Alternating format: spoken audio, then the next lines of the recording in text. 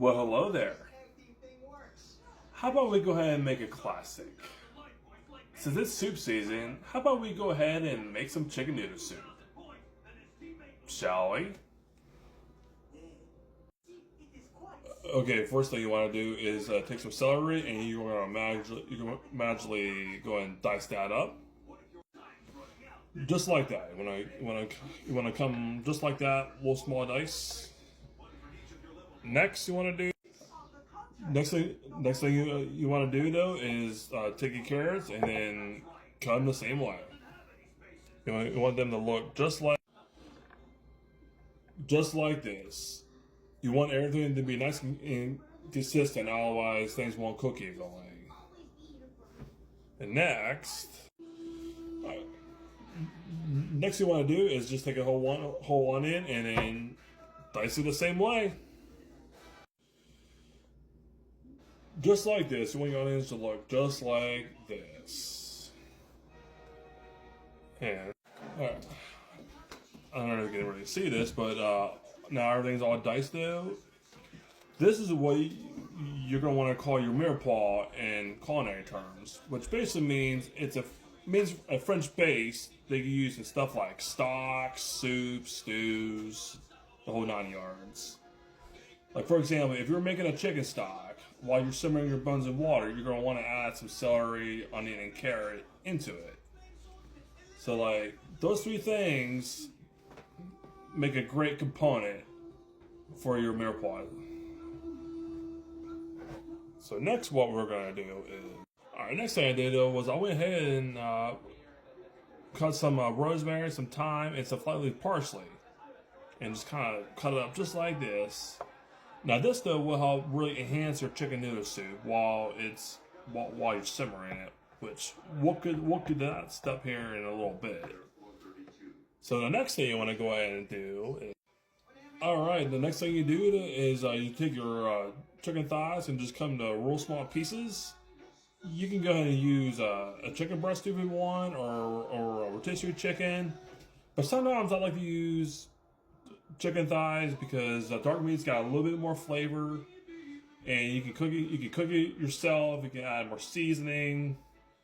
I mean, same way with a chicken breast, you got your own seasoning and things like that. But tonight I'm using chicken thighs. So now, since everything's already prepped and ready to go, it's time to cook. Next thing you want to do though is go ahead and cook your chicken and then sweat your vegetables. If you can multitask, like I can, I always try to cook the meat and then the mirepoix at the same time. But if you can only do one thing at a time, that's completely okay. Just cook your meat first. And then put it up to the side, and then go ahead and sweat your vegetables. Remember, you're only sweating them; you're not caramelizing them, so just only do it for a few minutes. All right. Now that the chicken's already cooked and everything, and then the vegetables are almost sweating for a couple minutes, what I always like to add is some garlic. Doing about 2 tablespoons. Wife and I love garlic, so. A little bit of garlic there. I forgot to mention though, while you're sweating your vegetables, you're also bringing out its natural flavor. Because otherwise, if you will caramelize it, it'll change the whole flavor, and you don't want to do that. So you're going to stir this up a little bit. This is from done sweating. And move on to the next step. All right. Next thing you want to do is go ahead and add your chicken broth or chicken stock. You can use either or. That was just half of one I used before, and I'm going to use another one here.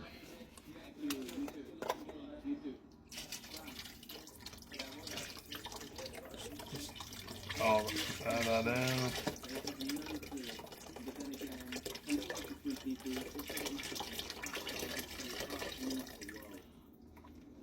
And the next thing you want to do is you want to go ahead and add your fresh herbs that we did earlier. stir this up, and then just crank the heat up a little bit, and you're gonna want to bring up to a simmer. Bring it up to a simmer, and then go on to the next step. All right, now it's up to a simmer, and you can always taste your broth and adjust your seasons if you need to. I'm gonna go ahead a little bit more original Danos to this.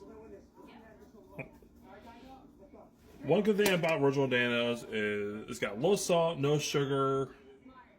You can literally use it on anything. I promise you, it's definitely a game changer. And no, I'm not a Danos salesperson. I'm just a really big fan of their products. I love their products. Like, I could go on and on and on about this, but I'm not. So now it's up to a simmer. Go ahead and add your chicken. Just put it all out in there. Stir. Got a nice stir there. And then go ahead and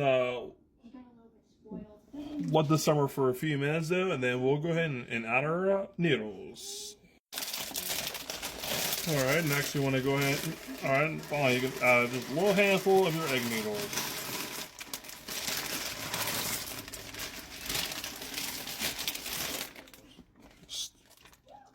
And just let that simmer for a couple minutes until the noodles are cooked. Oh yeah, I forgot to mention, every time you simmer something though, you're pretty much like developing that flavor. Like the thing they want to do is go and add your egg noodles there, and then go ahead and let that simmer for a few minutes until the noodles are fully cooked. Forgot to mention though, every time you simmer something, slow and steady wins the race. Because when you're simmering, you're giving your food time to develop its flavor and everything. All those natural flavors all coming together to make one big delicious like dish or whatever that you're making. But slow and steady always wins the race. Trust me. So give this a few minutes. Oh yeah, look at that. I know the lighting ain't the greatest though, but that looks scrumptious, like my wife always says. Alright, let's try.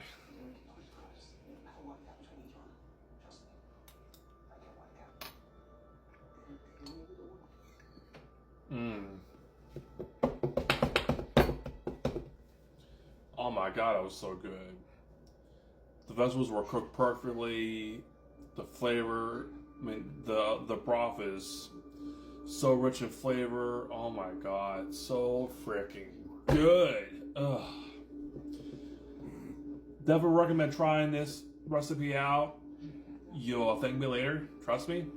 But guys, have a good one. I'll see you next time. See ya. Bye.